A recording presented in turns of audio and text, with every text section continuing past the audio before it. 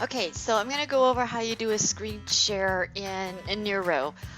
This is a skill that we will all be using quite frequently. So once you're given your tools to do so, you should see a bar at the very top that has files, tools, chats, participants, playlists, notes. You may not have these two over here because you're not a teacher, but teachers have these as well. So we're going to click on tools. And once we click on tools, we're going to click on something called desktop share. Okay, so once we click on desktop share, it's going to give us this screen here. Then you're going to click on start screen share.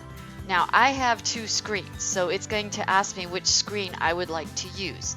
And we would always use the entire screen, so that way if you click on Word and you're in, you need help in D2L to find a Word document or something, we can see everything. So just click on your entire screen. Just make sure you don't have anything up in the background that you're not supposed to. And then, so you click on your screen and then you click on share. And then that's my desktop there. So you can see it there. And then you can see that I can click on different things at the bottom or I could click on things over, that I have saved on my desktop. When you're ready to stop screen share, you go right up to where it says stop screen share. You click on that, and then you're back to this screen right here, and then you go back to tools, and you go back to whiteboard, and it will take you back to where you were.